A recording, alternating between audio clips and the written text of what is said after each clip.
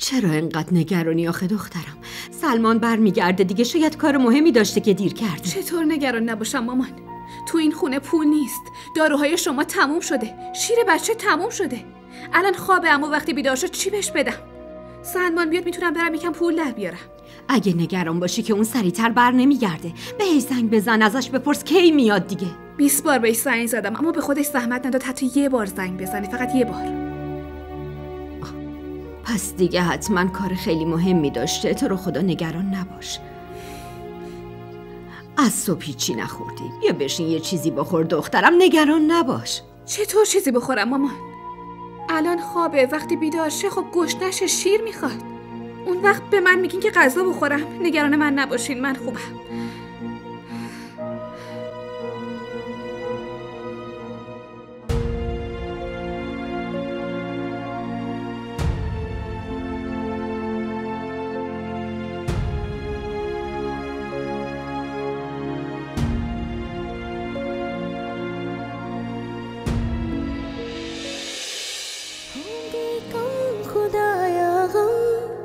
बता दे मुझे अखियां है नम, हर कदम क्यों सजा है मुझे प्यारे वो सारे, क्यों बदले सब मंजर, धड़कन रोए सब दिल के अंदर,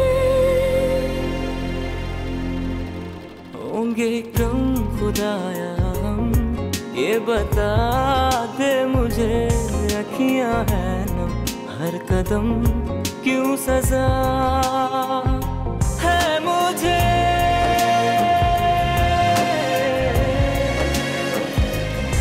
क्यों सजा है मुझे।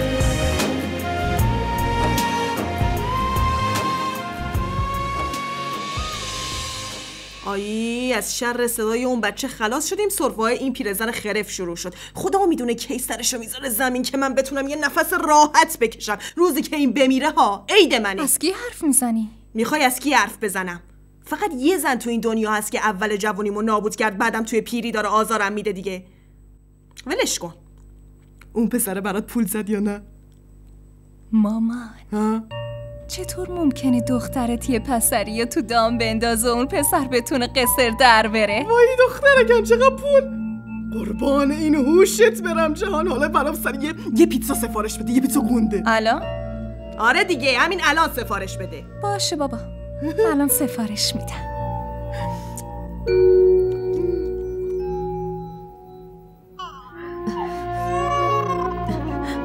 فکر کنم به خاطر گرسنگی داره گریه میکنه.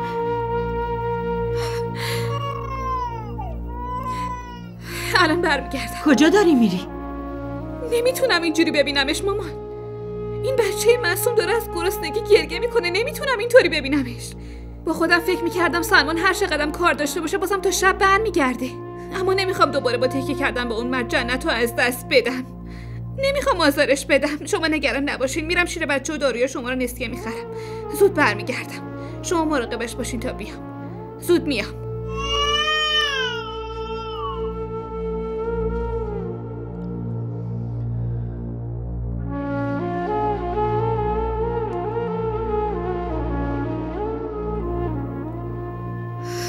داداش راستش من یه بسته شیر خشک میخوام. چه مارکی میخواین تا براتون بیارم؟ من پول ندارم. نمیتونم بهتون نسیه بدم، یه بار قبلا دادم. آره میدونم، تا الان خیلی نسیه گرفتم ازتون، اما تا 2 روز دیگه همه بدهیامو صاف میکنم باهاتون. فقط یه بسته شیر خشک بدین. اگه اعتماد ندارین بیاین خونه زندگیمو ببینین خودتون. بچه داره از گرسنگی گریه میکنه. من که نمیتونم بیام خونتون بچه‌تون رو ببینم خانم. تو رو خدا حرفمو باور کنین. یه شیر خشک فقط میخوام. خانم منم باید به اوستام جواب پس بدم. شرمنده، نمیتونم سرخود جنس بدم.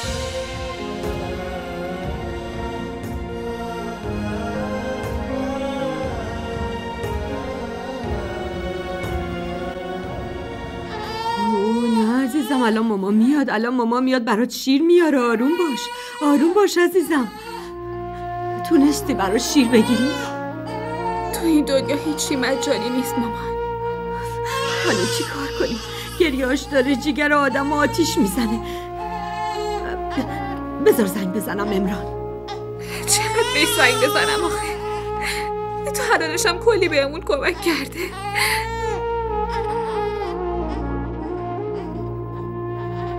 رومینا یه کاری بکن، برو سراغ جهان. بالاخره اون مادر این بچه هست، ممکنه بهش شیر بده. برو.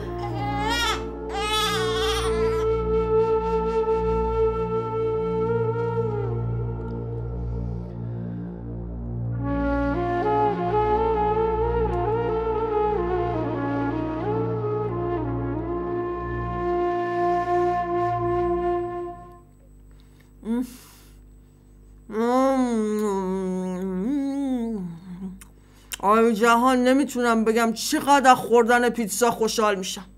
خیلی حواس پیتزا کرده بودم. راستشو بخوای دارم از ته قلبم دعات میکنم الهی که همیشه همچین پیتزاهایی نصیب بشه. خیلی خودخواهی تو، فقط به خودت فکر میکنی. ها؟ چرا همچین حرفی میزنی؟ تو جوونیم هر چی داشتم و ریختم به پات. تو هیچ وقت نمیتونی یه دونش هم برام جبران کنی. جان، جنت خیلی گرسنشه، داره گریه میکنه. خب چی کار کنم؟ میخوای خفش کنم تا آروم شه؟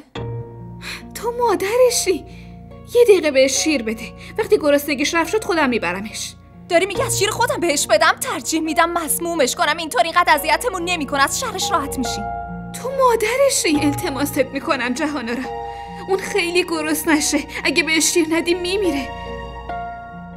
خب اون دخترم مثل این پسر بچته، اونم تو به دنیا آوردی. خفه شو از اینجا، گم شو بیرون. اینقدر اینو یادم نیاره، اینطوری بیشتر ازش بدم میاد. برو بیرون دیگه، برو نبینمت. این همه تنفر فقط چون اون دختره؟ اگه نمیخوای شیرش بدی باشه، اشکال نداره، من پول ندارم، یکم پول بهم بده برم شیر خوش براش بخرم بهش بدم. برای اون دختر نس هیچ پولی بهت نمیدم. بعدم اگه پول بهت قرض بدم بهم پسش میدی؟ با ماشینم کار میکنم، پولتو بهت پس میدم. وقتی ماشینت برگشت میخوای باهاش کار کنی؟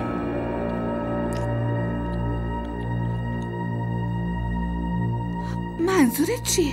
منظورت از این حرف چی بود؟ منظورم این بود که سلمان ماشینتو فروخت. نه، دروغه. داری به دروغ میگی. این دروغه. برن تو دهن تو.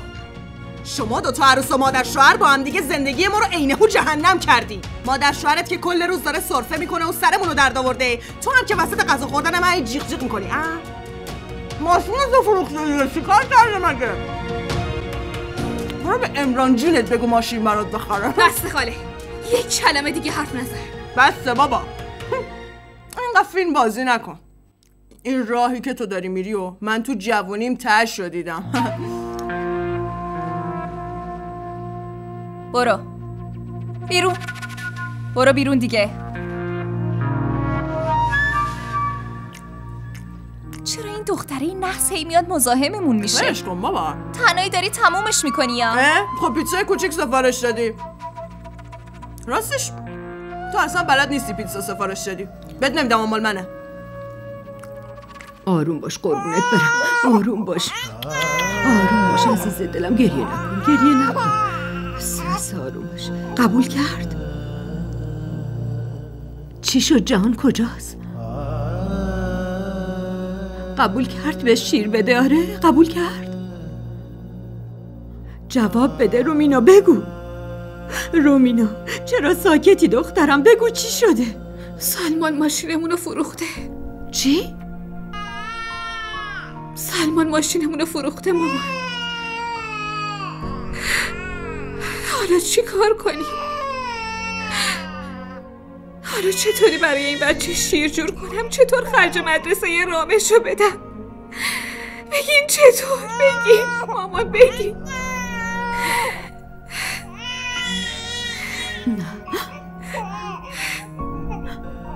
بچه گرستش الان از پیشمون میره. جنتمون الان از پیشمون میره. اگه شیر براش پیدا نکنیم این بچه میمیره. نه دخترم، نه، جنت پیشمون میمونه و اون هیچ جا نمیره. حاضرم جونمو بدم ولی اون بمونه. نه اون نمیمیره. نه، یه فکری میکنم، برای شیر پیدا میکنم، یه کاری میکنم. سپاس عزیزم، الان شیر برات پیدا میکنه. دختر قشنگم، گریه نکن. آروم باش عزیزم.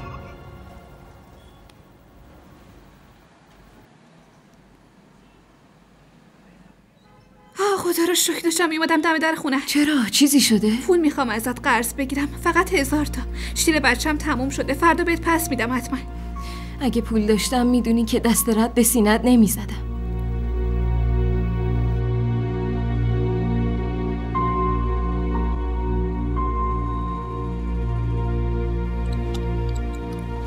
کل فاکسرتون میشه 99 تا. 99 تا.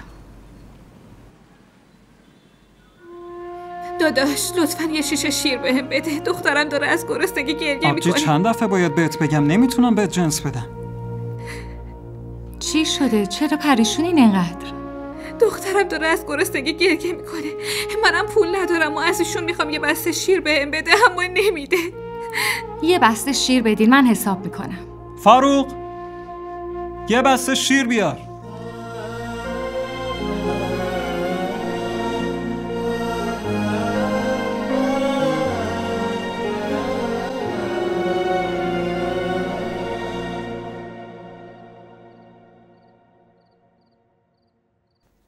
وای باورم نمیشه سلمان، چقدر پول! این همه سود فقط تو یه شب؟ من که گفتم جان آرا جان، اگه زودتر میدونستم این کار انقدر سود داره از سلمان میخواستم زودتر شروع کنم. شیخ صاحب این 1,000,000 شما، بقیه پولتون رو همینجوری تا چند ماه دیگه جور میکنه. این چه حرفیه سلمان جان؟ تو کل زندگی مردی به درستی و صداقتتون ندیدم. این پولم فعلا پیش خودت نگه دار. عجله‌ای نیست که، قرار نیست که خدای نکرده فرار کنی. بهت اعتماد دارم رفیق، نگهش دار. پس بدش به من، یه جای قایمش میکنم، چون این دختره نحس ممکنه باعث بشه این پولم غیب شه. آره راست میگه، یه جای امن بذارش که آبجی بانو ازش خبردار نشه. باشه دخترم، آفرین. راست میگی مامان.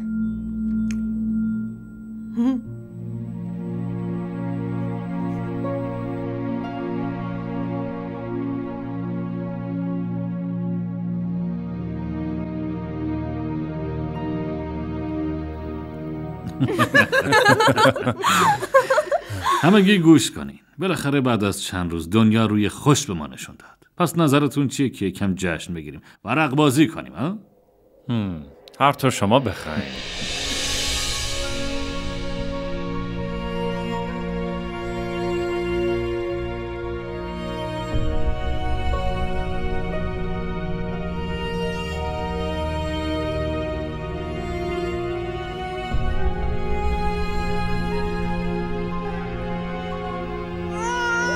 مامان من اومدم، بیای.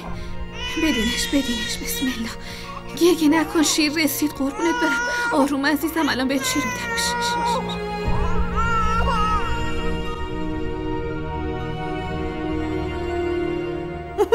امروز روز شانسم سلمان، امروز خیلی سود کردم. جالب شده، باید بازی کنیم ببینیم این دو رو کی میبره. امروز من پشت دست شیخ صاحب بازی میکنم. چقدر عالی، خوشحالم کردی جهان. یه چیزی رو بگم سلمان، امروز قرار نیست ببری. چرا خاله ها؟ چون دخترم جهان امروز انقدر خوش شانسه که پشت دست هر کی باشه شانس نصیب اون میشه.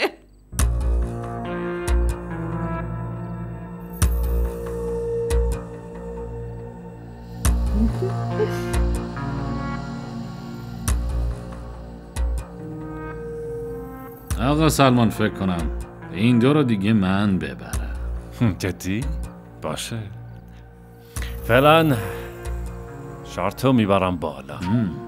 آی شیخ صاحب جان، سلمان من علاقه ای نداره با شرط پایین بازی کنه. سلمان دیگه به شرط بستنهای گنده گنده عادت کرده.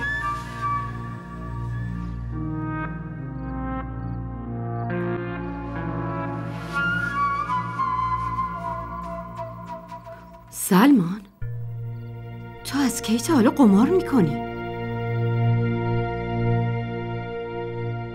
خب که چی خاله؟ یه جور میگه انگار داره چی کار میکنه. راستشو بخوای آبجی بانو، تو چشم دیدن خوشی پسرتو نداری، همیشه دلت میخواد ناراحت و افسرده ببینیش. واسه همینم هست که هی میای کرم میریزی. آره راست میگی.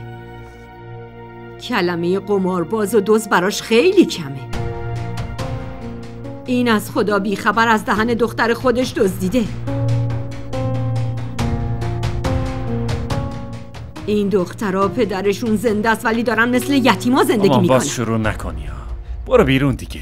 میدونم امروز از چیزی که میگم خوشت نمیاد، اما یه روز متوجه میشی که خیلی دیره که دیگه پشیمونی سودی نداره. امروز یه مادر نفرینت کرد.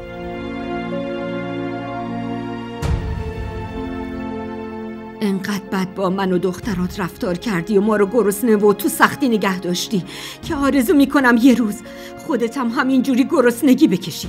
یه روز پسرت همینطور باهات رفتار کنه که تو با زن و بچت و مادرت رفتار کردی.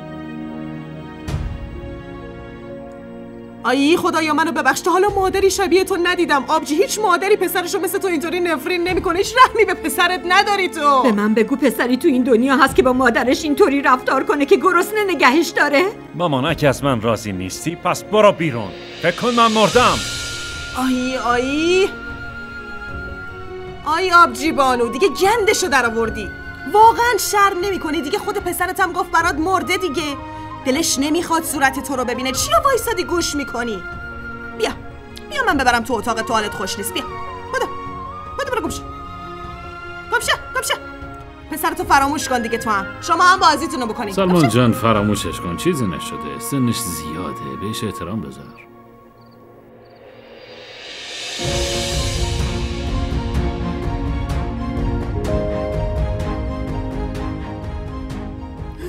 وای خدا آبجی بانو چی شدی؟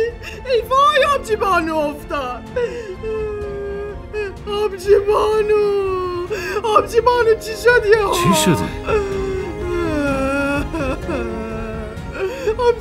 آبجی بانو چی شدی آبجی؟ چی شده شقایق؟ شیخ صاحب ببینید بهش گفتم بره تو اتاقش، اما چی شد آبجی؟ چی شد؟ یا بریم کنار ببینم. چه بلایی سر آبجی بانم اومد؟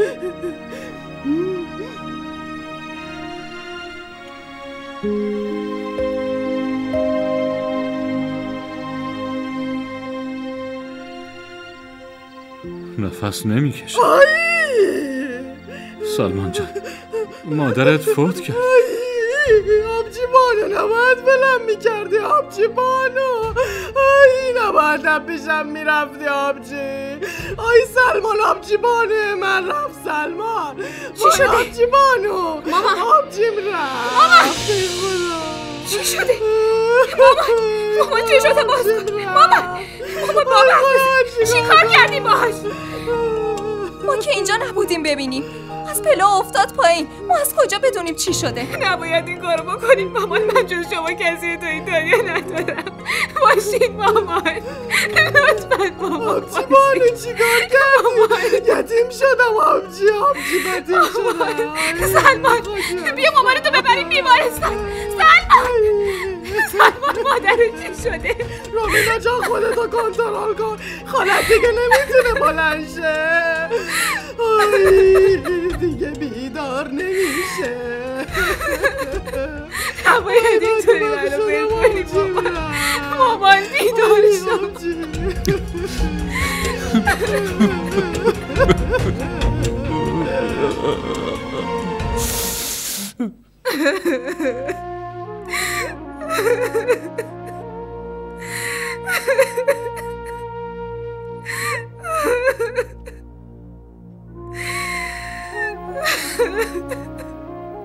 رامینا جانم یکم آروم باش عزیز دل، اینقدر خودتو عذاب نده.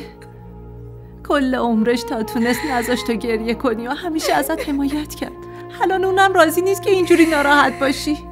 چطور آروم باشم؟ از کجا جرأتمو جمع کنم؟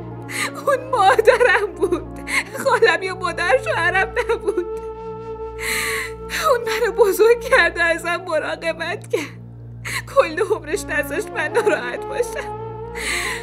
اون مادرم بود، مادرم مرده، تبسم اون مادرم بود، مادرم رفت. مادرم رفت. دلم آروم باش.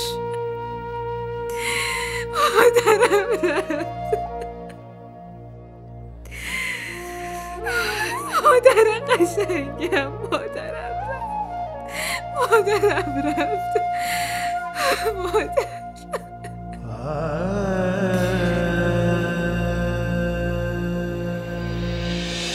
کل عمرم تو این خونه بودم، میخوام همینجا بمونم.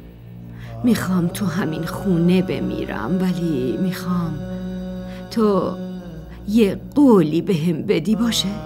شما دستور بده خاله جان. بعد مردن من مراقبه رومینا و دخترها باش، یه وقت فراموششون نکنی. خدا میدونه بعد مرگ من سلمان چه بلایی سر اینا میاره. اصلا نیاز نیست نگران باشین خاله. بی خود که آبجی صداش نمی کنم.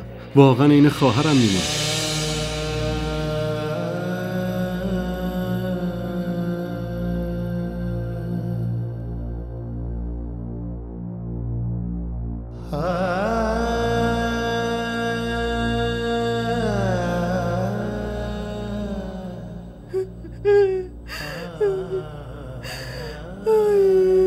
باشه سلمان پسرم، وقتش رسیده. وقتش آبجی بانو رو ببریم مزار که آرامگاهش منتظرشه. بلند شو سلمان جان، باید این کار سخت رو انجام بدیم. باید تا مزارش تشییعش کنیم پسرم. بلند شو پسرم که مادرت منتظره. کلی آدم بیرون منتظره تو. حالا که وضع مالیمون بهتر شده باید بهشو غذا بدیم.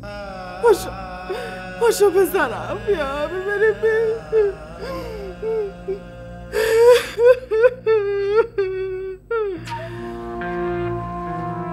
بالاخره از شر اون پیرزن که موی دماغمون بود خلاص شدیم.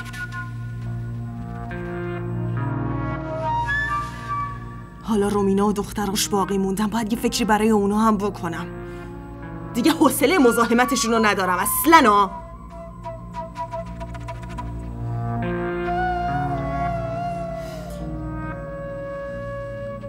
بیا پاهامو ماساژ بده، خیلی درد دارم. آی بیا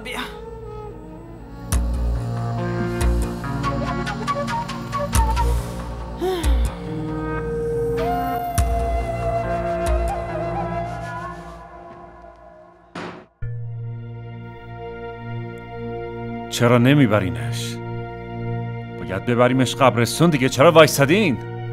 سلمان دیوونه شدی؟ همه برای تشییع پیکر خاله اینجایی. منم همینو میگم. این همه آدم وایسادین اینجا نمیبرینش. چرا بلندش نکردین هنوز؟ بر دارین نگاش میکنین. چرا اینقدر بیادبه؟ جای اینکه کمک کنی جنازه رو تشییع کنیم سرمون داد میزنی؟ آره؟ بیا بلندش کنین. زود باشین. یالا اون سر تابوتو بگیر. زود باش. الله اکبر. الله اکبر. لا اله الا الله. لا اله الا الله. رومینا مامان چرا تنهام گذاشتی مامان؟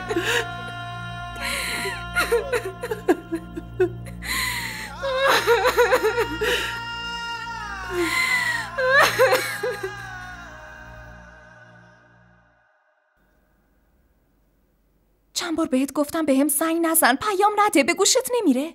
هر وقت فرصت کردم خودم بهت زنگ میزنم. الانم قطع کن.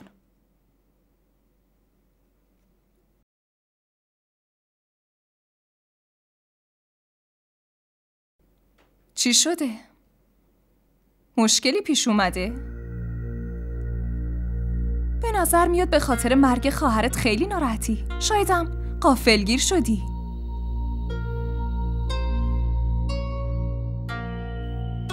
چی شده مامان؟ چرا اینقدر ناراحتی؟ تو حرف بزن دیگه. من که ناراحت نیستم. دشمنا من که الان ناراحتن. میخوان اونا منو ناراحت ببینن. آی جهان آرا، تو فکر علنگوهای آبجی بانو هم خیلی خوشگلن. میخوام ورشون دارم واسه خودم بمونه. وای کاش اون علنگوها مال من میشد. مامان سلما. پسرم آبجی بانو امروز ترکمون کرد. هر طور که با هم رفتار میکرد اما خواهرم بود. عادت کرده بودم هر روز اسمشو صدا کنم ای آبجی آبجی. میدونم از من خوشش نمیومد و همیشه با تنفر با هم حرف میزد ولی من بازم بهش احترام میذاشتم.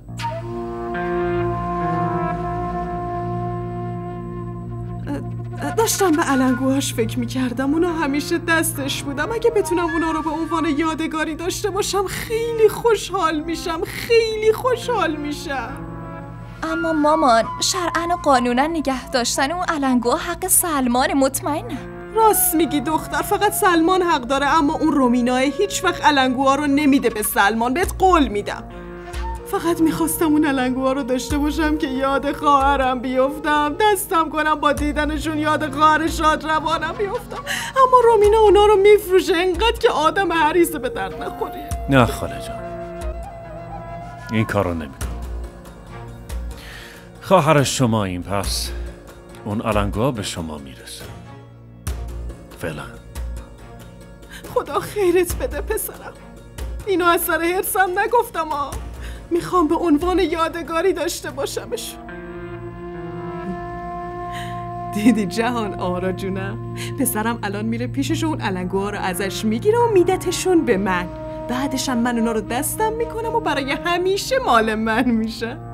خیلی دودوزه بازی مامان. گمشم؟ خودتو بدتر از منی دختر.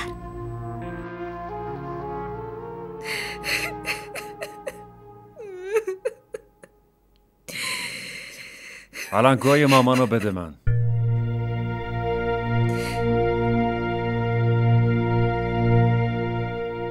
گفتم علنگوها رو بده من. توفت سلمان توفت. تازه تشت جنازه مادرش تموم شده. جای دعا برای بخشش گناهات اومدی دنبال علنگوهاش. نیومدم اینجا مزخرفای تو رو گوش کنم. بدشون به من. زود باش. سلمان الان وقت خوبی نیست. بعداً در موردش صحبت میکنیم. خودم میدونم چه حرفی و کی بزنم. تو پاشو زود باش. باورم نمیشه اون مادر این مرده. اون نمیتونه مادر همچین مرده بی‌شرفی باشه. این علنگوها رو میخوای؟ بدش من. بیا بگیرشون. گم شو. از اینجا برو بیرون. گم شو برو بیرون. ای مزخرفیه.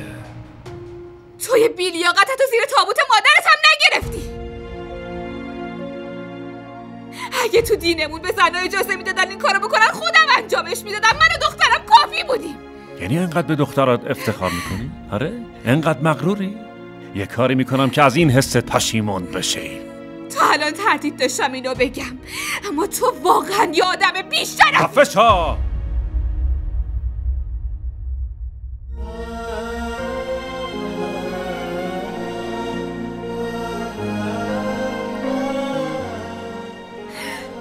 من یه زن ضعیفم.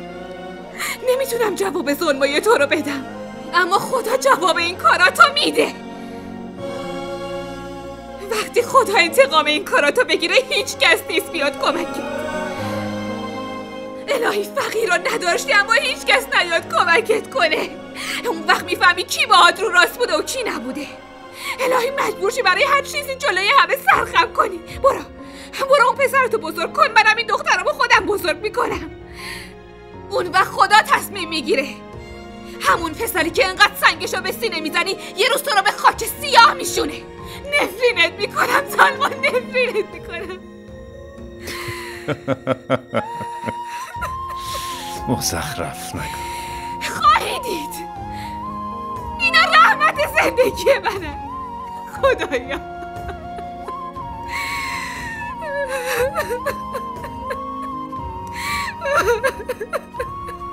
خدایا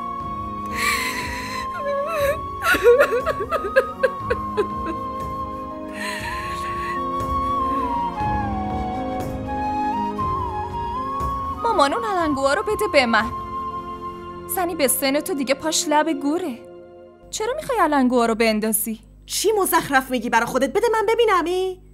جهان نمیتونم بهت بگم چقدر امروز خوشحالم. هر چقدرم بگم متوجهش نمیشی.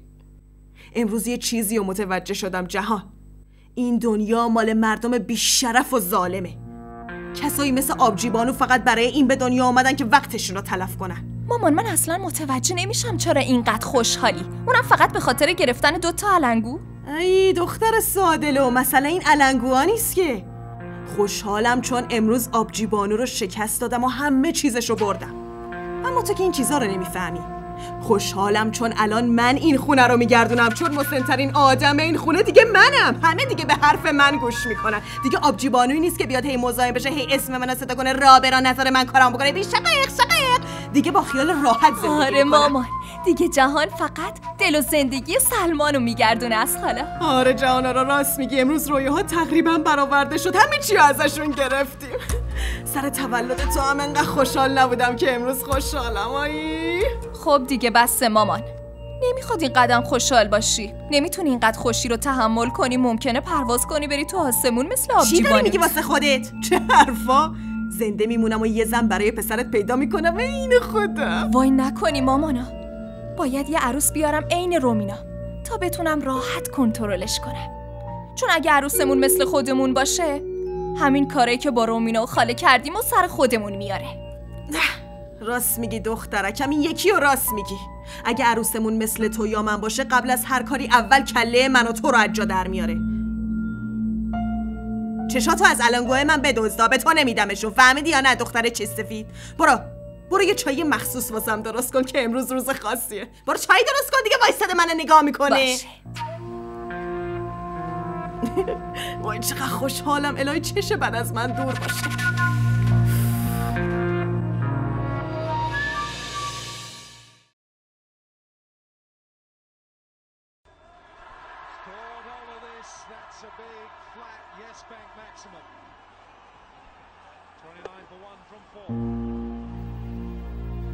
امروز یه مادر نفرینت کرد. انقدر بد با من و دخترات رفتار کردی و ما رو گرسنه و تو سختی نگه داشتی که آرزو میکنم یه روز خودت هم همینجوری گرسنگی بکشی. یه روز پسرت همینطور باهات رفتار کنه که تو با زن و بچت و مادرت رفتار کردی.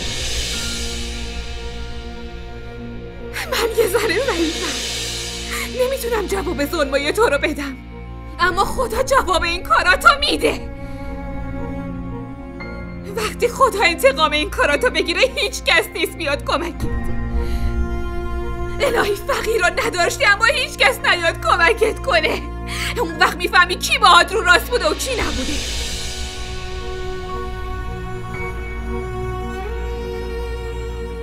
چی شده سلمان؟ چیزی شده؟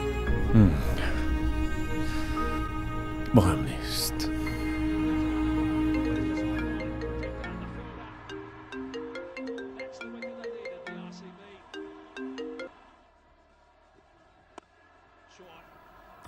بله. مسئول شرط بندیه، داره شرط رو میپرسه. بله 500 تا روی کلکاتا، 500 میلیون. دیوانه شدی؟ 500 میلیون؟ ممکنه گیر بیفتی یا؟ خودت ببین، وضعیتشون رو نگاه کن. مطمئنم اون میبره. بله مطمئنم.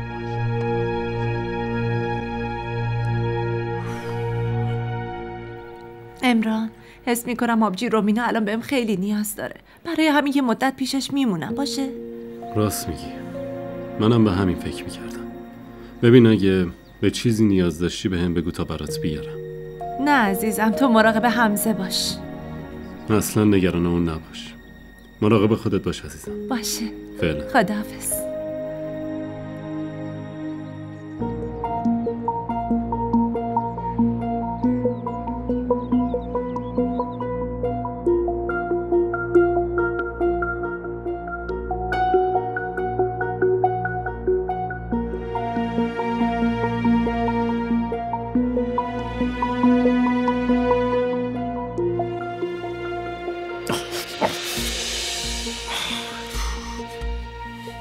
سلمان، باختیم. طمع جفتمون رو بدبخت کرد. نمیدونم حالا چی کار کنیم. چطوری میخوایم اینقدر پول جور کنیم؟ اینقدر قور نزن، بگو چی کار کنیم؟ قبل از اینکه بیان سراغمون و پولشون رو بخوان باید هر جور شده از اینجا فرار کنیم. بدو.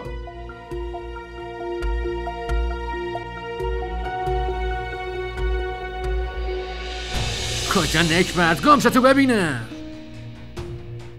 حدسشو میزدم که میخواین فرار کنیم. به خاطر همینم زودتر راه افتادم. چه فکری میکردی انتر؟ فکر کردی اینقدر راحت میتونی در بری؟ در مورد من چی فکر کردی ها؟ داداش چیکو، من فقط نشسته بودم. این داشت شرط بندی میکرد. میتونی به مسئول شرط بندی زنگ بزنی و ببینی کی شرطو اعلام کرد. نه داداش چیکو، اون داره دروغ میگه. ما هر دومون داشتیم بازی میکردیم. آره من با مسئولش صحبت کردم و شرطو گفتم، اما خود این گوشیو داد به من. گالتونو ببندین. چیزی حتی پرسیدم؟ هر وقت ازت پرسیدم جواب بده.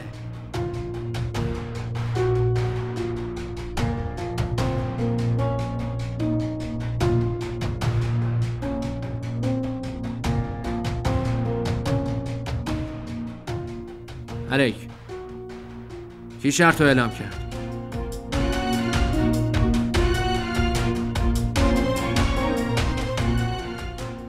خیلی خوب.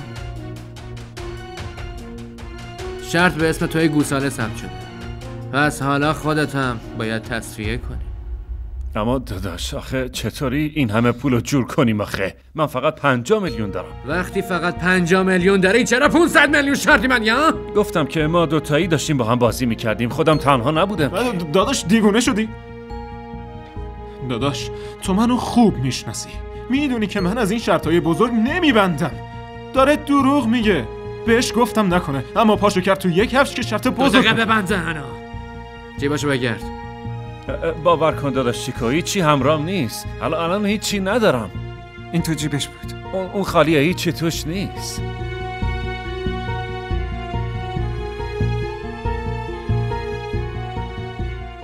این خوشگله کیه؟ عکس دخترشه.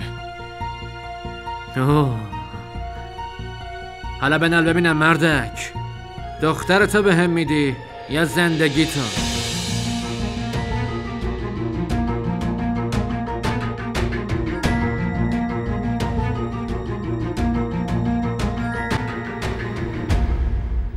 غذاهاتونو خوردی؟ رامش خونه است. چی شده رومینا جان؟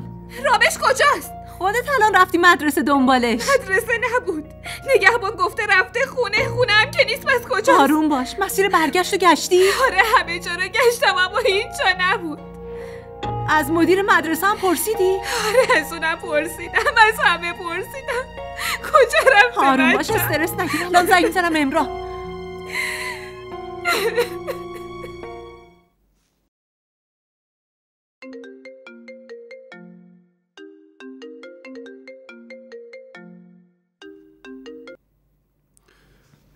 جانم تبسم. سلام امرا. رامش گم شده، همه جا رو گشتیم پیداش نکردیم. منظورت چیه؟ آبجی رومینا رفته مدرسه دنبالش اما مدرسه نبوده. ما دوباره میریم دم مدرسهش. تو رو خودی یه کاری کن امرا. باشه خیلی خوب، باشه شما برین منم میام. باشه نگران نباش، پیداش میکنی. بچه ها رو میذاریم پیش همسایه. باشین بچه ها بریم. بلندش کن. باشین بچه ها، عجله کنین، زود باشین بریم. بری بیرون کفشتون رو بپوشین، زود باشین. زود باش. باشه آبجی، استرس نگیر، عزیزم آروم باش.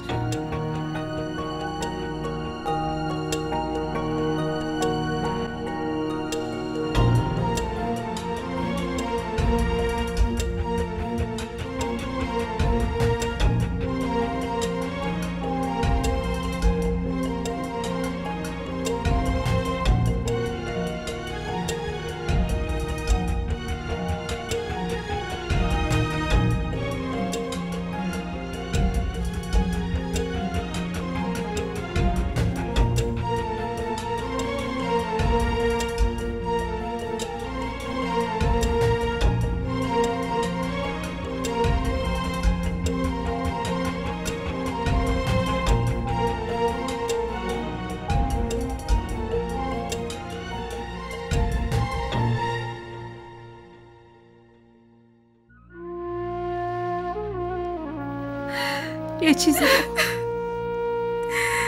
انقدر خودتو اذیت نکن خواهر. نگران نباش، رامشو پیدا میکنی.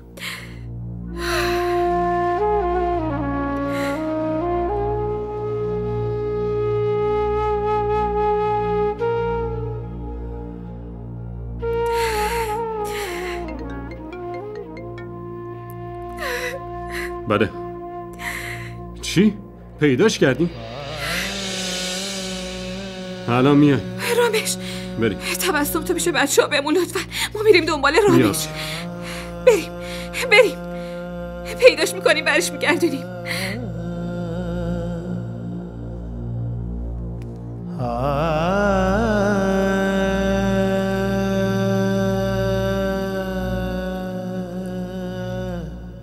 رامش کجا بودی؟ رامش شدم. کجا پیداش کردی؟ اگه بهتون بگم مطمئنم که باورتون نمیشه. پدرش رفته جلوی مدرسهش و از اونجا دزدیدتش آقا.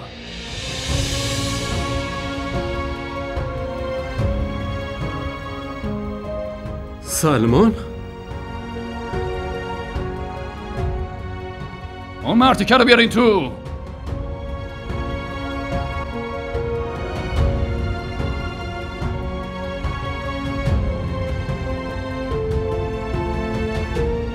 تو چه جور آدمی هستی آخه؟ خجالت نمیکشی که بچه خودتو میدزدی؟ میخواستی بفروشیش؟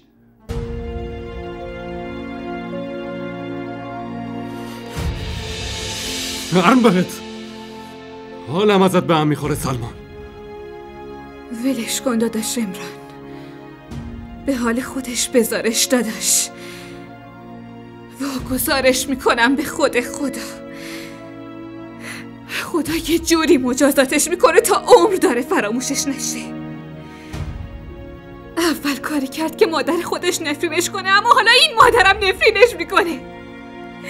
الهی از زنده بودنت پشیمون چی؟ الهی نابود چی؟ تو چطور پدری هستی؟ دختر خودتو دزدیدی تا بفروشی یا خودتو نجات بدی؟ برو خداتو شکر کن که ما تونستیم دخترتو به موقع نجات بدیم، وگرنه این بچه الان داشت کنار خیابون گدایی میکرد. یه خواهشی دارم قربان، لطفاً اینو ولش نکن. این آدم باید تا آخر عمرش توی زندان بپوسه.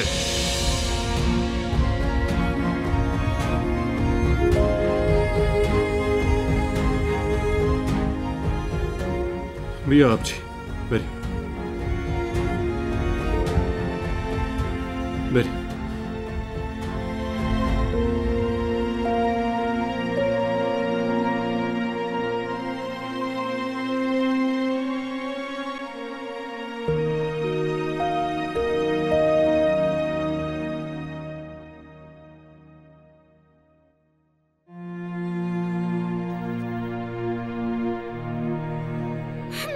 شوهرش بدی. پسرتون دیوونه شده. آره دیوونه شدم. آدم دیوونه هم هر کاری ممکنه بکنه. این تنها راه خلاص شدن از نفسی این دختره. نمیذارم این کارو بکنی. برو اونور. سلمان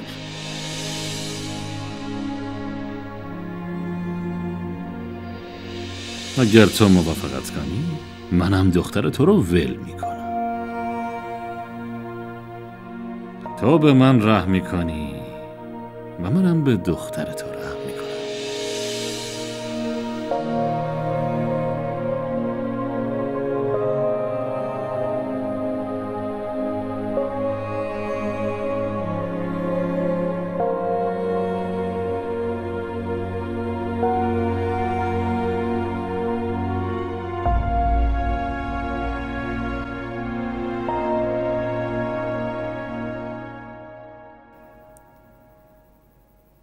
غذا به میلتون بود؟ بله، غذای خیلی خوشمزه‌ای درست کردین. دستپختتون خیلی خوبه. ممنون. خیلی خوششانسین که خدا 3 دختر بهتون داده. ما اونقدر شانس نداشتیم. خدا این رحمت رو در حقمون نکرد. ناشکری نکن عزیزم، درست نیست. خیلی بابت تعهد و ارادتون تحت تاثیر قرار گرفتم. موقع درستی با همون تماس گرفتین. آشپزمون تازه استعفا داده. من و همسرم داشتیم دنبال یکی دیگه میگشتیم که شما تماس گرفتید. الان دارین کجا زندگی میکنین؟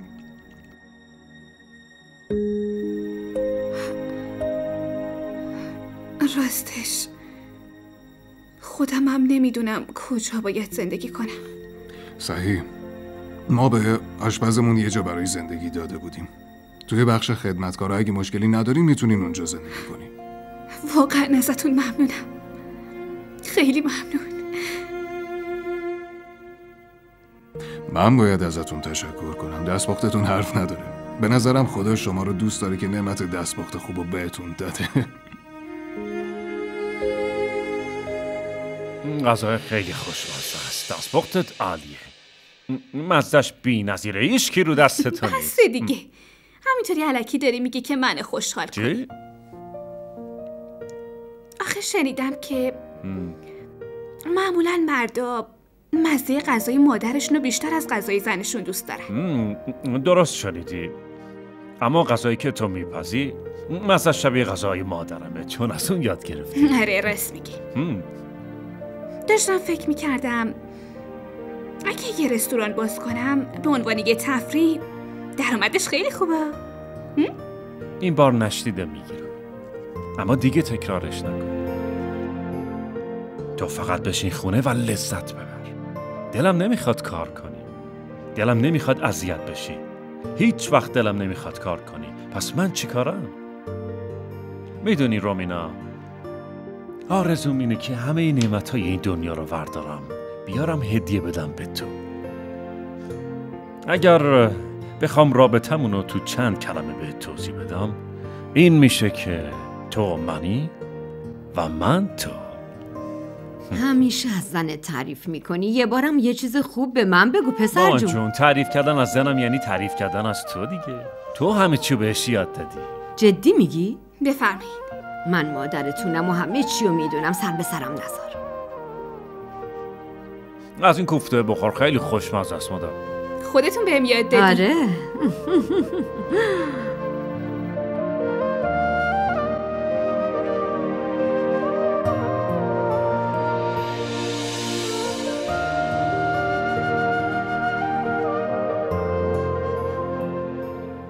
میدونی که زندگی کردن بدون تو برای من خیلی سخته. میدونی چقدر صبر کردم تا بتونم ببینمت؟ این کیه؟ اون پسر خواهرمه. چند ماه پیش خواهرم مرد، برای همین من ازش مراقبت میکنم. استرسش همیشه اذیتم میکنه. اصلا نگران نباش. از حالا نگرانیای تو نگرانیای منم هست. من و تو با هم دیگه ازش مراقبت میکنیم. نگران نباش. گوش کن مرد جوان، کی میخواد منو گردن بگیره پس؟ ها؟ منو کسی گردن میگیره اصلا؟ پس نگرانیای من چی میشه؟ شما کی باشین؟ من کیم؟ این خونه ای که تو توش وایستادی مالکش منم پسر جون، و ایشون مستاجر منه. اما از 3 ماه قبل هیچی اجاره به من نداده. علاوه بر اون پول برق و گاز و شارژ و آبم نداده. تازه 5000 تا هم ازم قرض گرفته. بهم گفت با سودش بهم برمیگردونه، اما هنوز هیچی بهم پس نداده. تو رو خدا دختر جون پول من یکی رو پس بده، التماس میکنم. من صبرم تموم شده ها. 1 هفته وقت داری. همه بدهیاتو تسویه میکنی وگرنه سری از خونه من گم میشی بیرون. نه خاله لطفاً با هم اینطوری نکنین. 2 ماه دیگه بهم وقت بدین، همه بدهیامو صاف میکنم به خدا. اما لطفاً این کارو با هم نکنین، جایی ندارم برم به تا خدا. فردا همه بدهیاتونو تسویه میکنم، اما دیگه نباید هیچ کاری به کار این دختر داشته باشین. اگه اینجوریه پس چرا وایستادی؟ برو بیرون دیگه. هر وقت پول آوردی قدمت رو تخم چشام. به این میگم پسر خوب. برو گم شو دیگه.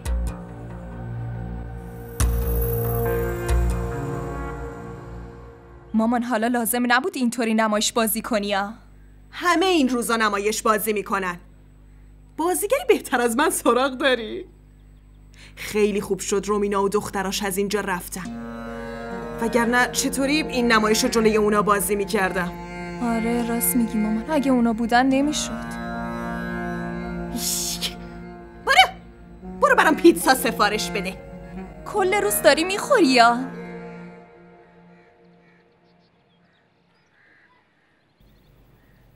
رومینا جون، داشتم فکر میکردم بعد این همه اتفاق دیگه بیایم پیش ما بمونین.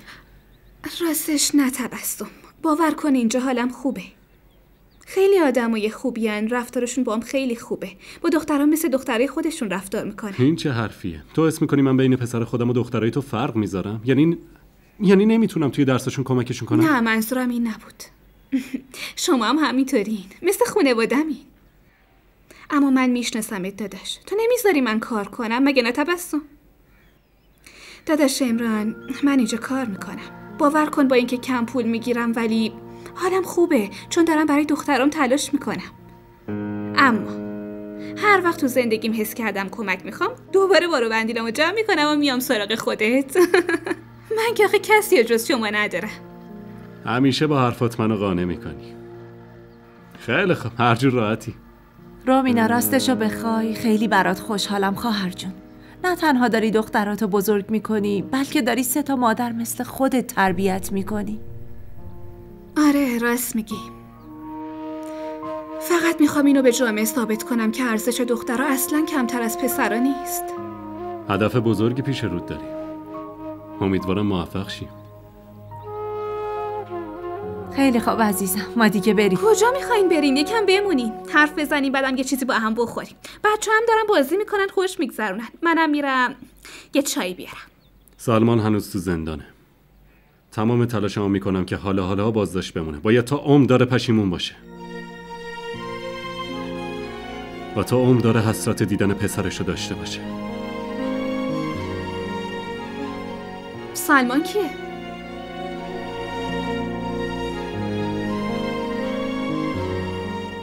من دیگه سلمان نمیشناسم،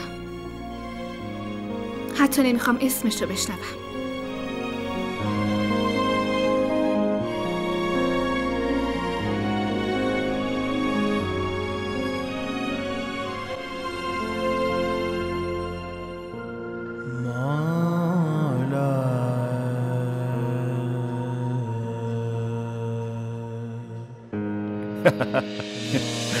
نگاش کن، حتی تو خوابم داره اونو میخنده. بده به من، حاضر شو، باید بری سر کار. نه امروز نمیخوام برم سر کار. کل امروزو میخوام پیش پسرم باشم. آره؟ بازم داره میخنده. ممنونم.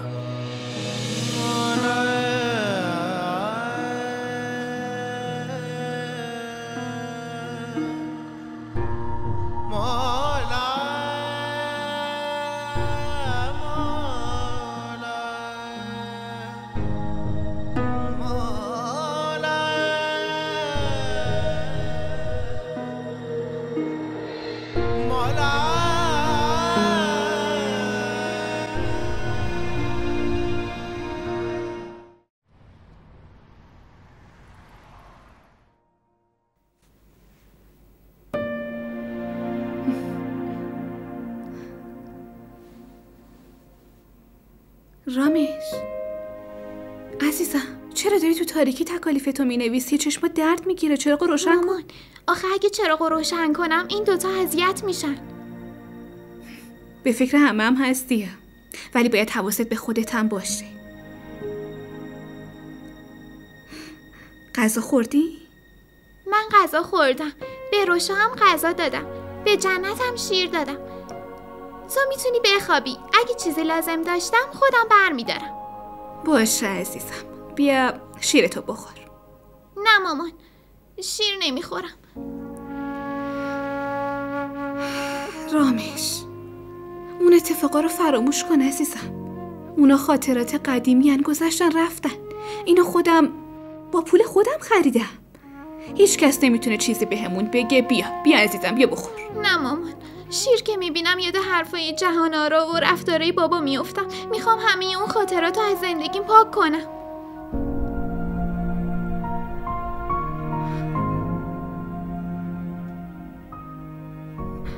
باشه عزیزم، هر طور راحتی. من بیدارم باشه. اگه چیزی خواستی به هم بگو. باشه؟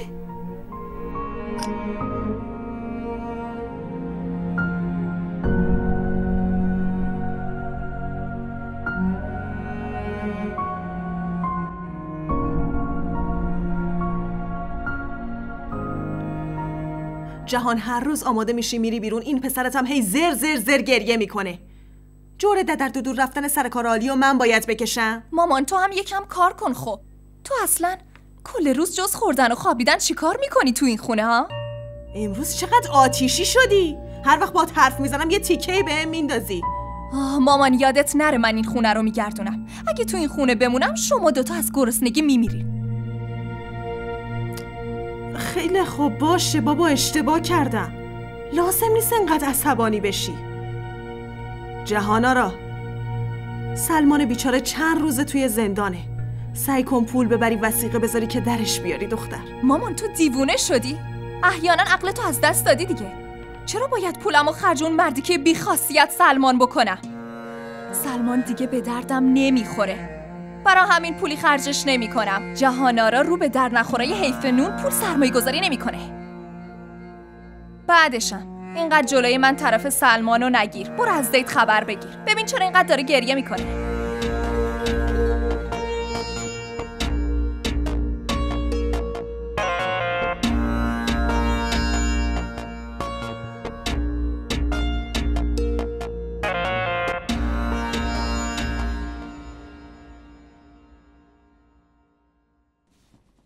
خیلی شانس آوردی که داریم ولت میکنیم، چون مدرکی علیهت پیدا نکردیم، وگرنه بعضیا کل عمرشون هم همینجا تو زندان میمونن.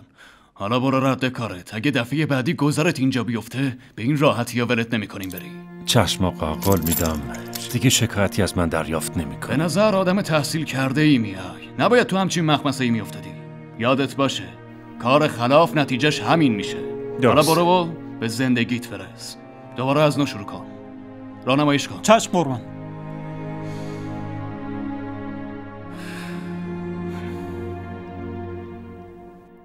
مامان دوباره نفر اول شدم. آفرین. درش بیار ببینم. من دستم بندی.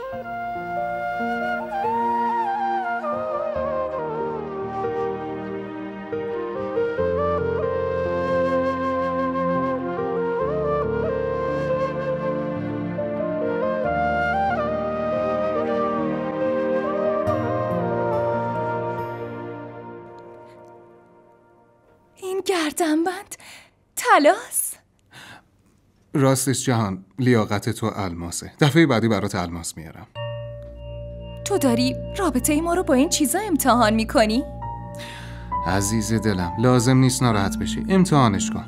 با دستای خودت بنداز گردنم. باشه.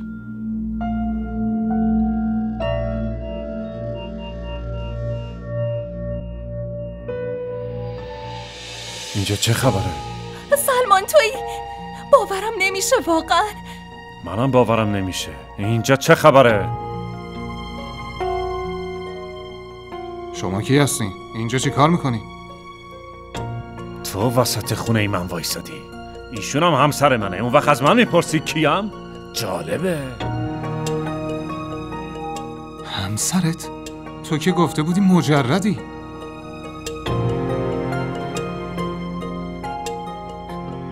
بعداً باهات صحبت میکنم. لطفاً از اینجا برو.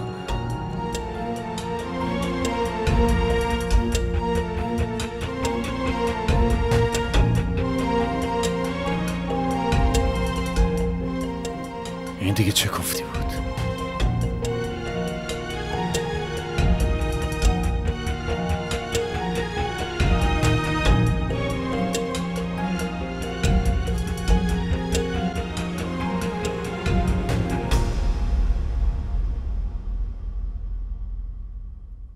خودت بگو سلمان، تو این وضعیت چه کاری از دستم برمی اومد؟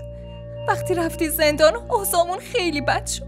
این مدت همش نگران غذای زید و داروهای مامان بودم. نگران قبض برقم بودم. از کی میتونستم درخواست کمک کنم آخه؟ نمیتونستی تو خونه بقیه کار کنی؟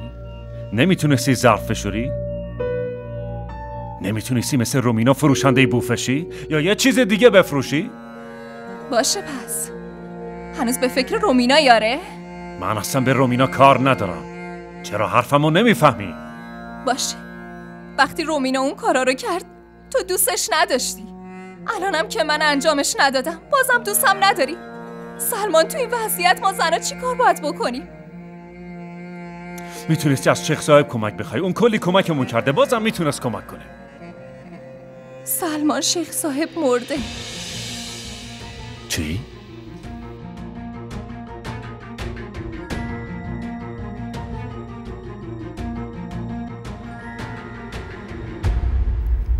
رامش تو کلاسش نفر اول شده. ماشاءالله، مبارکت باشه عزیزم. رامش واقعا دانش آموز زرنگی و لیاقت این موفقیت رو داره. همش به خاطر حمایت شماست، وگرنه نمیتونست به اینجا برسه. این چه حرفی آبجی رومینا؟ تلاشای شما رو همه میتونن متوجهش بشن. به خاطر همین تلاشاتون میخوام یه خبر خوب بهتون بدم. چه خبر خوبی؟ مهمونایی که امروز براشون غذا پختی سرمایه گذاره ما بودن. اینقدر غذاهاتو دوست داشتن که گفتن یه رستوران باز میکنن و تو رو سرآشپز اونجا میکنن و 50% هم تو رو اونجا شریک میکنن. تو اونجا کار میکنی، ما هم بخشی از سرمایه رو میذاریم. این جایزه رامش جونه. دختر خوب. گفته بودم روزای خوبم تو راهه. دیدین عزیزانم؟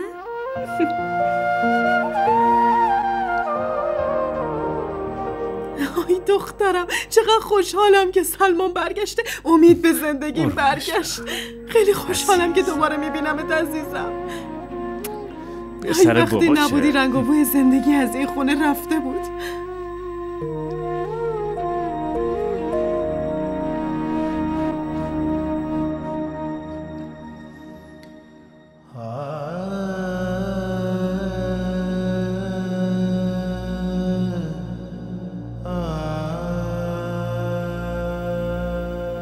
خدا بهترین بنده هاشو با سخت‌ترین شرایط امتحان میکنه تا اون بنده ها مثل طلا با ارزش بشن. بعدش خدا میتونه بگه که اون پیرو منه. صبرتو تو این شرایط از دست نده. صبر کن، با شکر کردن این امتحانو بگذرون تا بتونی پاداشتو از خدا بگیری.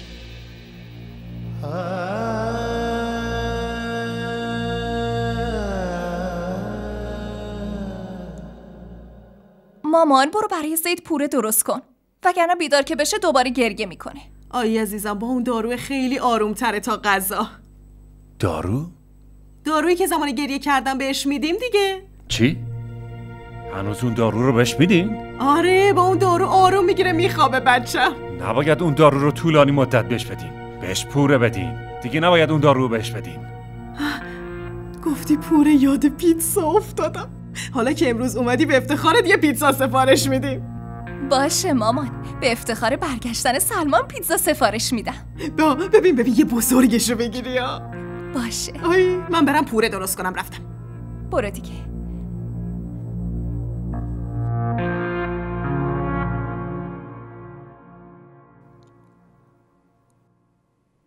اما چطور میدونستم سلمان بعد از 3 سال قراره برگرده توی زندگی؟ اصلا نگران نباش، ازش طلاق میگیرم، با تو ازدواج میکنم. آره. با کی داری حرف میزنی؟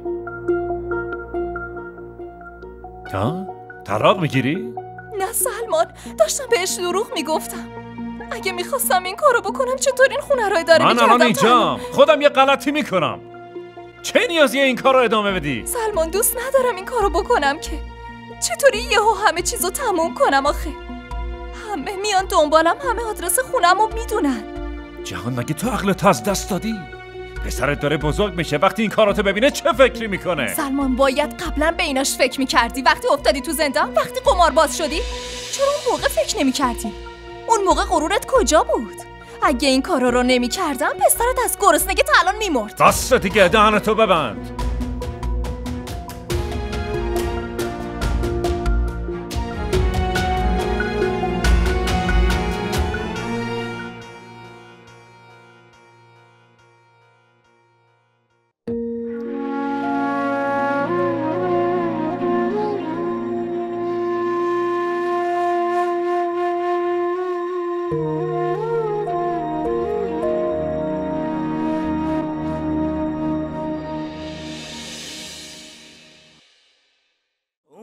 कम खुदाया हम ये बता दे मुझे अखियां है ना हर कदम क्यों सजा है मुझे प्यारे वो सारे क्यों बदले सब मंज़र धड़कन रोए सब दिल के अंदर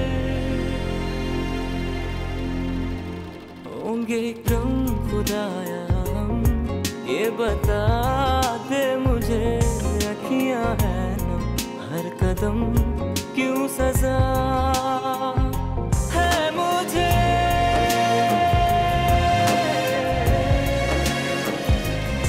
क्यों सजा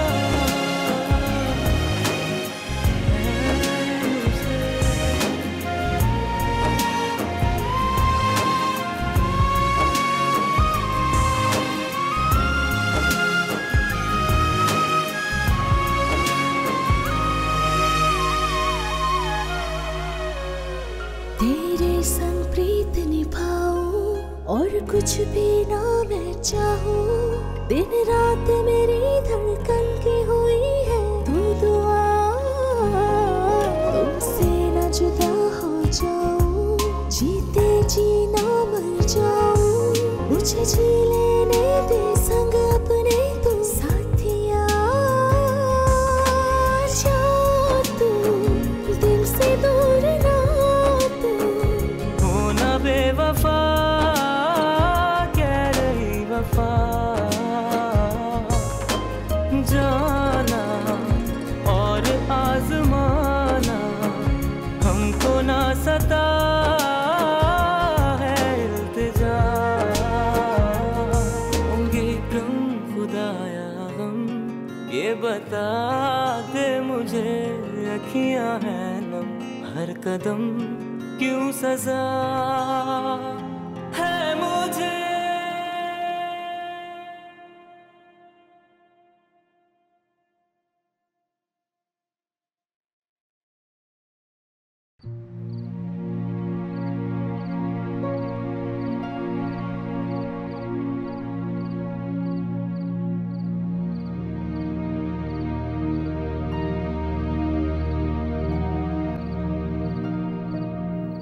زید تا الان کجا بودی؟ میدونی ساعت چنده؟ بیا اینجا ببینم دارم با تو حرف میزنم جوابمو بده. ببین من همین الان یه شرط باختم حوصله سوالای چرت و پرت تو ندارم. چی گفتی؟ این چه طرز حرف زدن با پدرته؟ چیکار باید بکنم؟ میخوای وقتی حرف میزنی رود گل بپاشم؟ ببین بابا برو خونه بگی بخواب اینقدر رو اعصاب من راه نرو. بیا ببینم میگم بیا اینجا. چیه بابا چی میگی؟ سلمان سرای بیچار برو بیا اینجا الان حالیت میکنم. بزنش پسرم بزنش تا خون بالا بیاره باید بمیره زندگی من رو جهنم کرده. خودت هم قمار میکردی میخوای من چیکار کنم؟ این کار دیگه بلدم.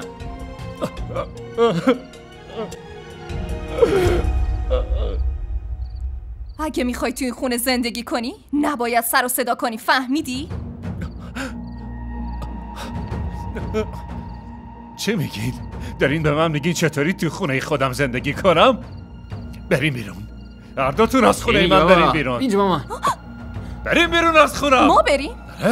تو باید بری بیرون اینجا خونت بود اما دیگه زدمش به نام زید. گم شو از اینجا برو بیرون. برو بیرون خونه برو بیرون. برو برو دیگه زود باش برو بیرون. برو بیرون اینجا خونه منه. برو بیرون. خونتو گم کن. گم شو. होंगे कम खुदाया हम ये बता दे मुझे अखियां है ना हर कदम क्यों सजा है मुझे प्यारे वो सारे क्यों बदले सब मंज़र धड़कन रोए सब दिल के अंदर होंगे कम खुदाया हम ये बता दे मुझे अखियां है ना हर कदम क्यों सजा है मुझे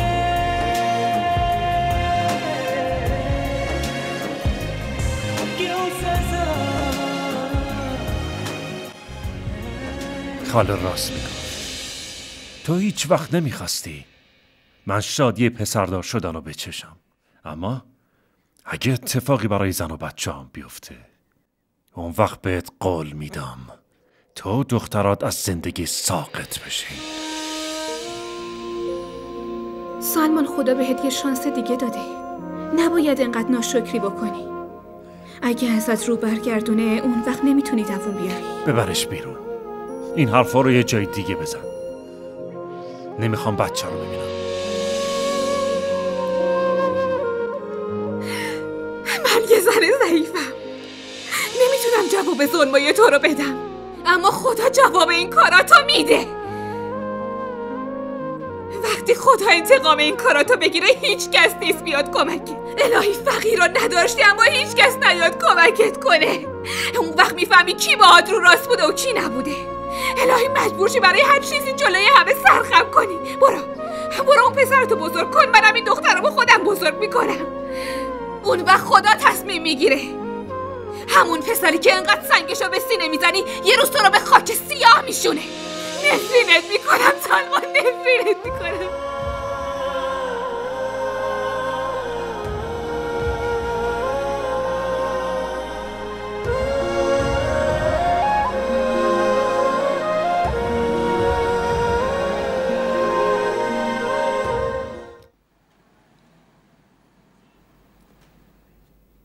رامش هیچی نخوردی دخترم؟ حداقل یکم شیر بخور. نه مامان، من شیر نمیخورم. به اونی که شیر میخوره تعارف نمی‌کنی؟ روشا جنت کجاست؟ برو بگو زودتر حاضر شه، دیرم شده. اومد. اوه خانوم امروز از زنده چپ پا شده. خدا میدونه وقتی پلیس بشه میخواد چی کارمون کنه. آبجی رامش، مطمئنم همه امتحاناتو قبول میشی و زودتر افسر میشی. انشالله حتما افسر عالی میشی، اما افسر شدن چه فایده ای داره آخه؟ چرا انقدر برات مهمه؟ این چه حرفیه مامان؟ کلی فایده داره. وقتی افسر بشه یه ماشین گنده میگیره، کلی کار میتونه بکنه. بعدش هم من میتونم پوزشو پیش دوستان بدم. این خیلی رو مردم تاثیرگذاره، باور کن. اما اگه دیگه ما رو نشناسه و یه طوری رفتار کنه انگار ما غریبه ایم، اون وقت باید چی کار کنیم؟ باشه هر دوتون همینجا وایسین حرف بزنین، من میرم. مامان برام دعا کنین. اینطوری نریا. اول میریم به مامان بزرگ سر میزنیم و از اونم میخوایم برامون دعا کنه. ها هر دوتون اومده این؟ بریم پس اول بچه‌ها رو میرسونیم بعد میریم سر خاک. بریم. آخرش هم اینو نخوردیم. خشبوکی استخون میگیری. مگه ممکنه زنگ بزنی بگی همو ببینیم و من نیام؟ چطور ممکنه آخه؟ یه خورده پول بده. این چه رفتاریه زید؟ یعنی چه رفتاریه؟ گفتم پول لازم دارم، بده دیگه. از کجا باید پول برات بیارم الان؟ رو گنج نشستم؟ پول مفت ندارم که. همین دیروز 25,000 تا بهت دادم. کجا خرجش کردی ها؟ خرجش کردم دیگه، به تو چه که میپرسی؟ اینجوریه؟ خرج کردی دیگه.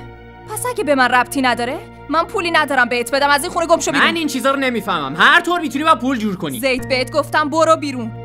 پولی ندارم بهت بدم. هر دفعه بی پول میشه یادش میفته ننه‌ای داره میاد سراغش. برو دیگه. خیلی خوب.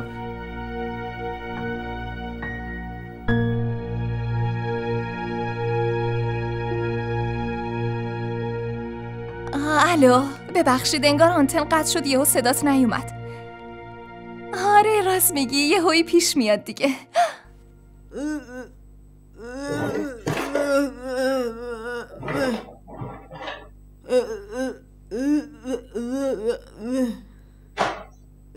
پول نداری مامان بزرگ؟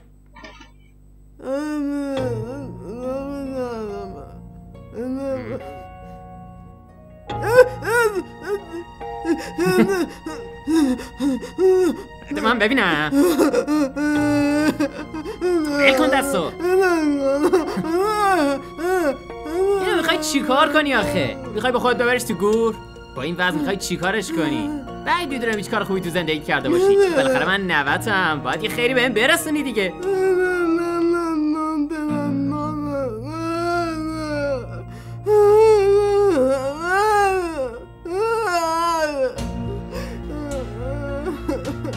این سانت خونه سره؟ آره؟ عجب آدمی هستی مامان بزرگ. این همه مال و اموال میخوای چیکار کنی آخه؟ باید یه چیزی ازت بهم بماسه.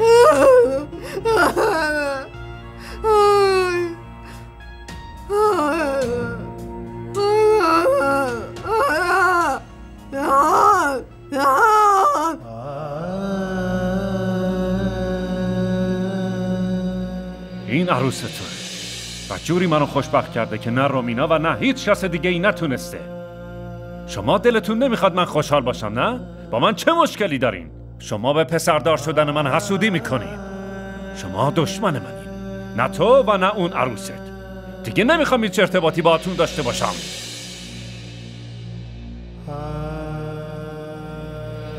دلم نمیخواد کنار این زندگی کنم. نمیتونم باهاش زندگی کنم. اگه از خر شیطون نیای پایین من از این خونه میرم. خاله اینجا میمونه. باشه. خوبه. بعداً برنگردی به این و اون بگی کسی که از خونه انداخته بیرون من بودم.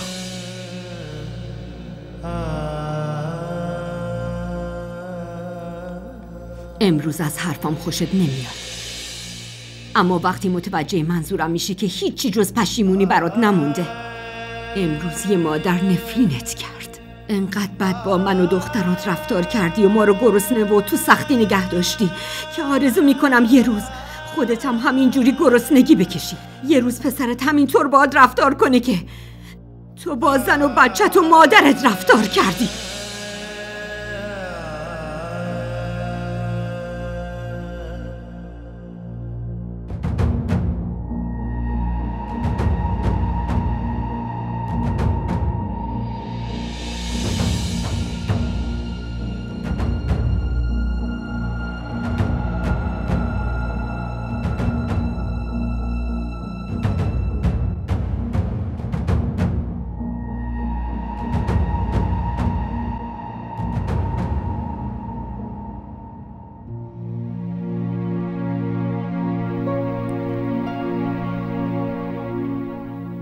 عزیزم اینو بگیر لطفاً.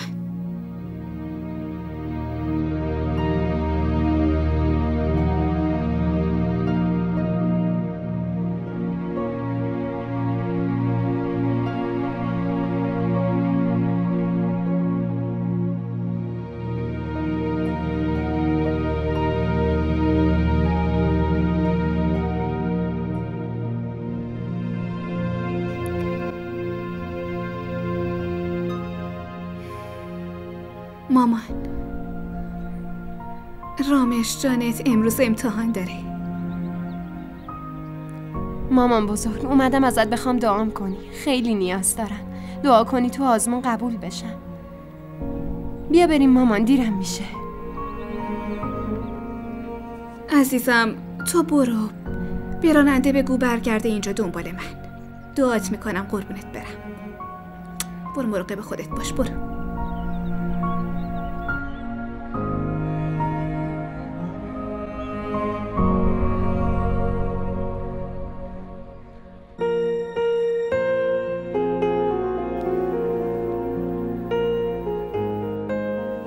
همون اول شناختمت. میدونم تویی سلمان.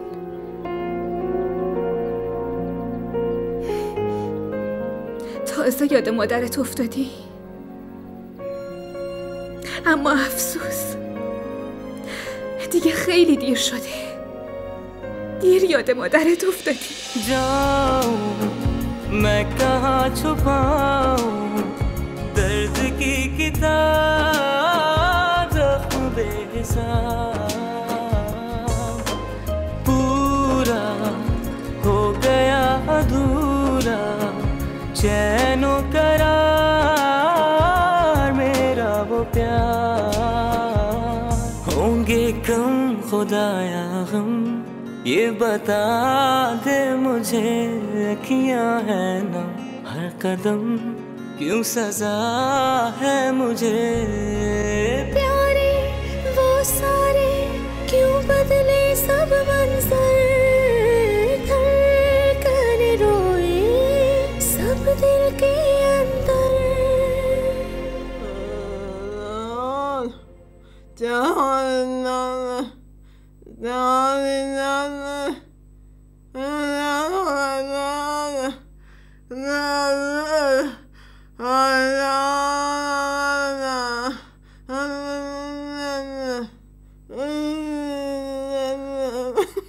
مامان اینجا رو 4 بار تمیز کردم. واقعا داری اذیتم میکنی دیگه. باشه حالا اینقدر سر و صدا نکن، الان تمیزش میکنم.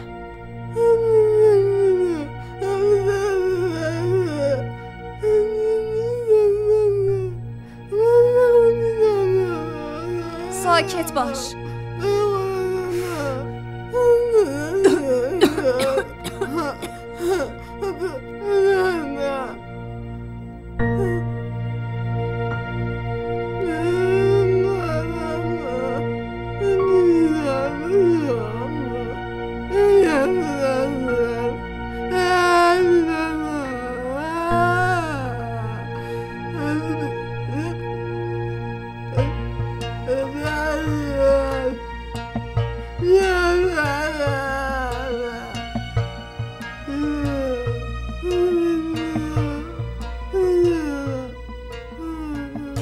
مامان دیگه از دستت خسته شدم.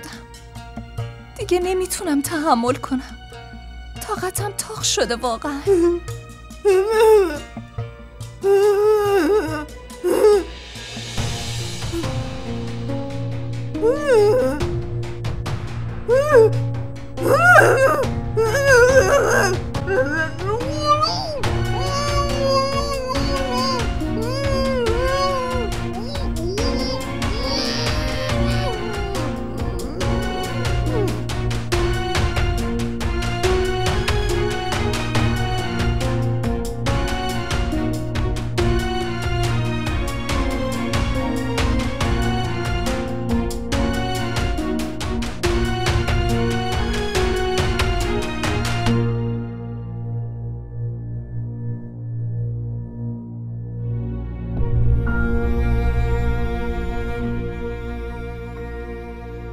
اگه تو بیمارستان بمیره یعنی مرگ راحتی داشته. باید مرگ رقت انگیزی داشته باشه. اون به جهاناره سیلی زده. تازه باید انتقام رفتارش با مادرم و ازش بگیرم. به خدا جهان، من خیلی خوش شانسم که دختری مثل تو نصیبم شده، نه پسری مثل سلمان دخترم. خدا حفظت کنه. شاد باشی.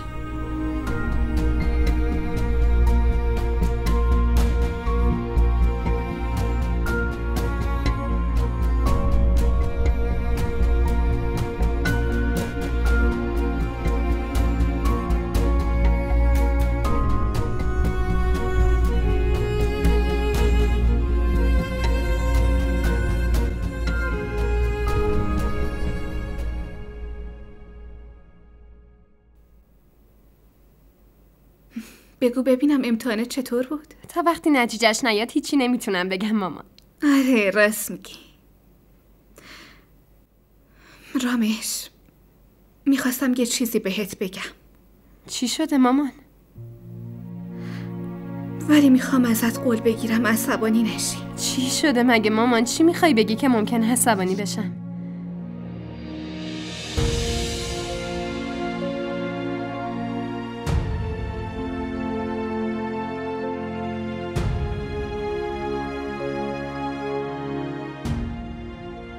بگو تو این کارو نکردی مامان. چرا اجازه دادی بیا تو؟ بفرستش بیرون. دلم نمیخواد ببینمش.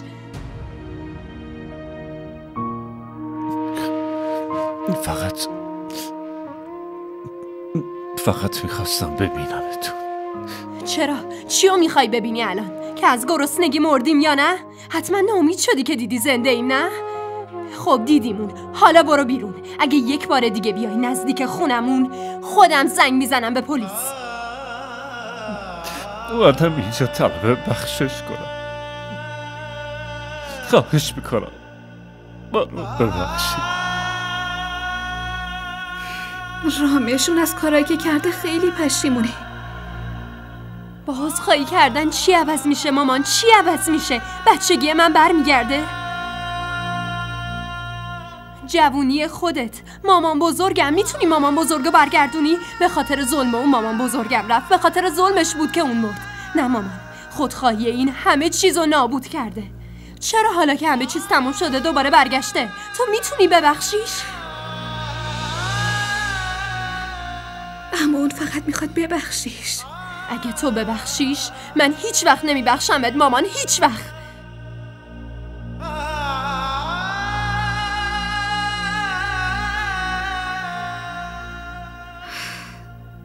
من این قضیه رو واگذار کردم به خدا، هر چی خواسته اون باشه. اما آوردمت اینجا چون میخواستم بدونم دخترمون چه فکری در مورد این میکنه و چی میخواد.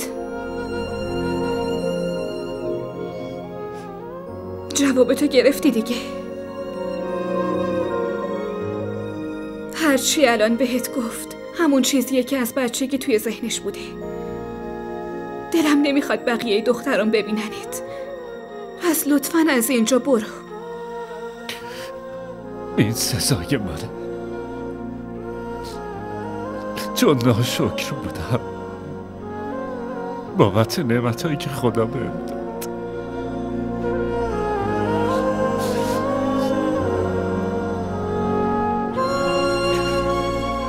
این سزای همه کارایی که انجام دادم، لیاقت این مجازاتو و هرچی که سرم بیاد دارم. حقم هرچی سرم بیاد.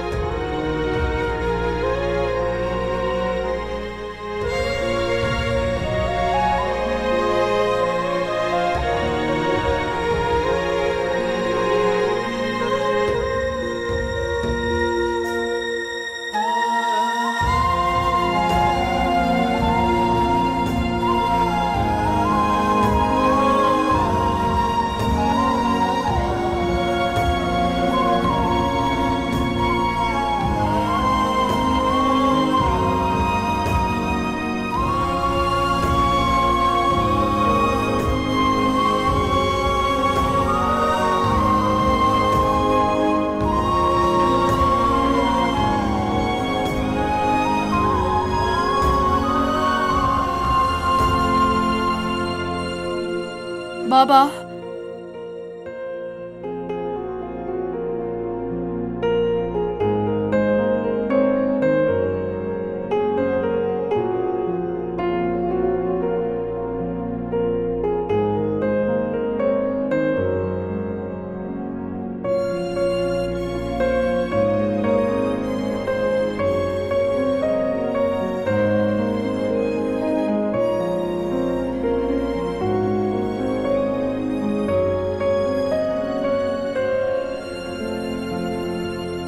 بالاخره بیدار شدی؟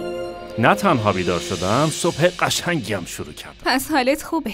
بیدار نمیشی تا رامش بیاد به زور بلندت کنه؟ خانم جان شما نمیدونی این دخترها چقدر دوست داشتنی هن. یه پدر عاشق همچین دختراییه. مگه نه قشنگ من.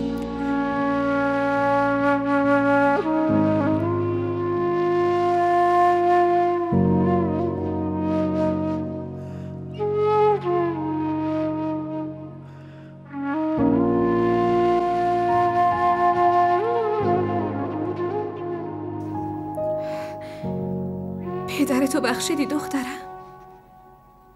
آره، اولش میخواستم عصبانیتمو نشون بدم، بعدش به این فکر کردم که بالاخره دخترشم و باید هر طور میتونم کمکش کنم. باید حمایتش کنم. هیچ وقت نمیتونم تنهاش بذارم. هر کاری کرده خیلی نامردی بوده، اما خب دیگه تموم شده. منم باید وظیفه فرزندیمو ادا کنم.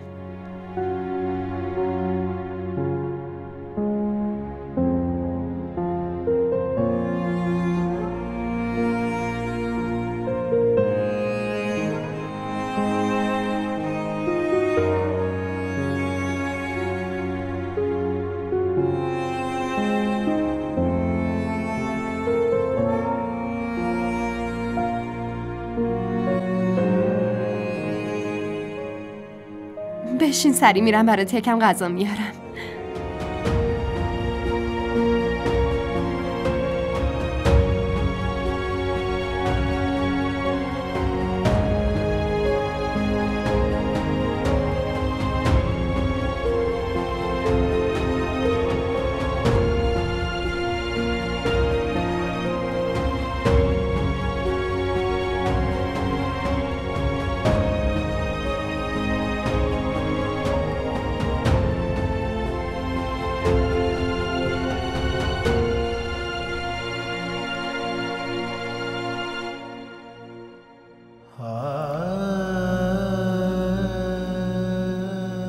رامش تب داره، نمیتونه بره مدرسه.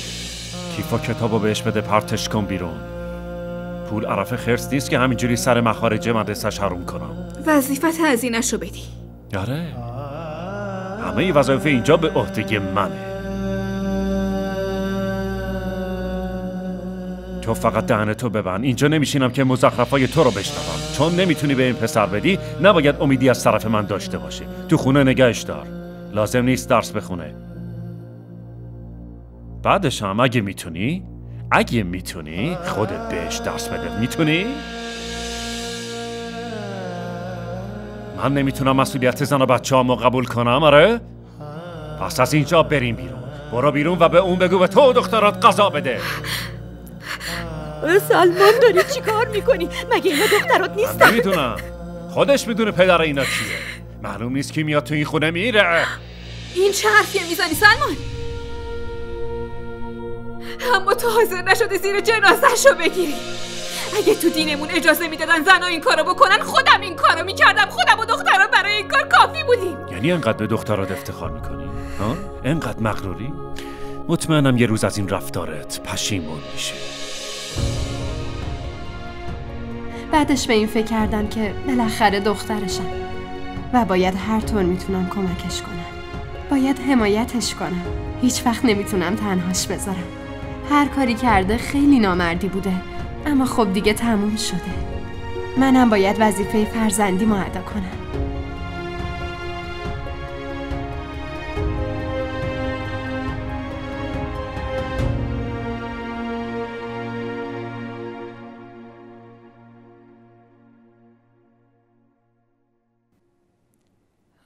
مامان، بابا کو؟ فکر کنم رفته. شاید سختیایی که باهاشون روبرو شده خیلی خجالت زدش کرده، یا شاید هم عشق دخترش خیلی خجالت زدش کرده.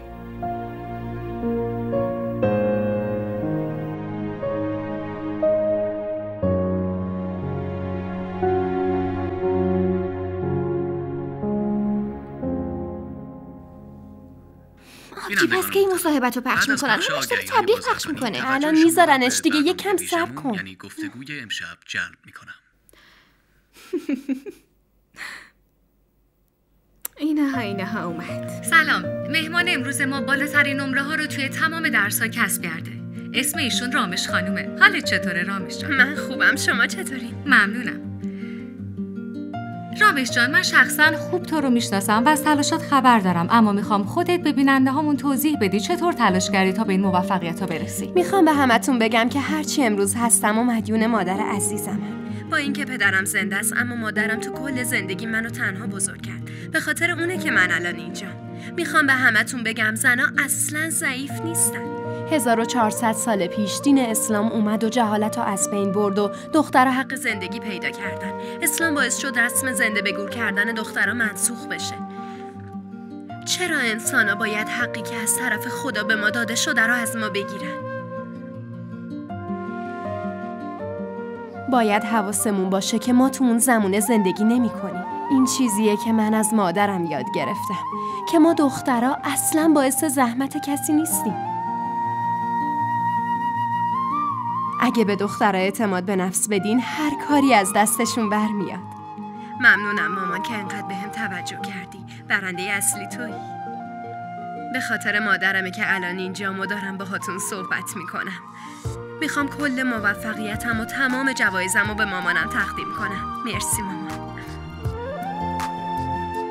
رامش جان، از دیدن و حرف زدن باهات خیلی خوشحال شدم. بینندگان عزیز، ایشون رامش خانم بودن. هفته بعد با یک مهمان جدید در خدمتتون خواهیم بود. خدا نگهدار. وای چقدر عالی بود. آبجی رامش خیلی قشنگ حرف زدی، دیگه معروف شدی. دیدی مامان، این یعنی یه شیرینی به ما بدهکاره. باشه فردا به همتون شیرینی میدم.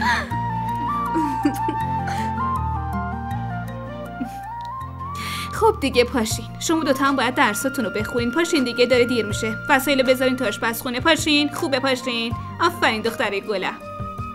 آفرین، زود باشین.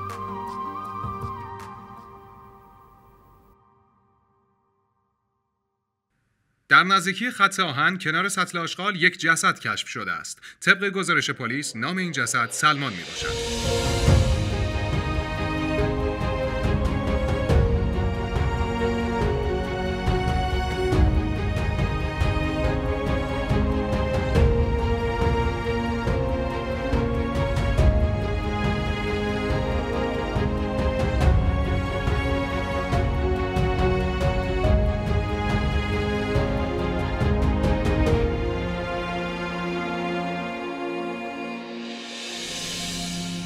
از امروز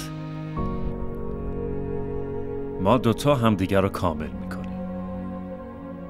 تو مهمترین بخش زندگی منی.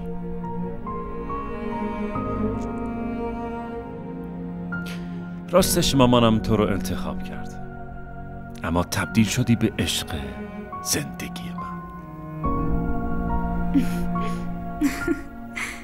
دوست دارم. خب تو هم بهم بگو دوستم داری. مامان میخواستم بگم که کم خدایا ये बता दे मुझे अखियां है नम हर कदम क्यों सजा है मुझे प्यारे वो सारे क्यों बदले सब मंजर धड़कन रोए सब दिल के अंदर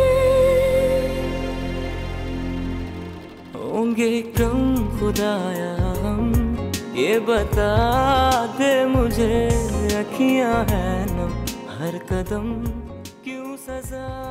این دادگاه جهان آرا را به دلیل قتل عمد مادر خود به حبس ابد محکوم می نماید.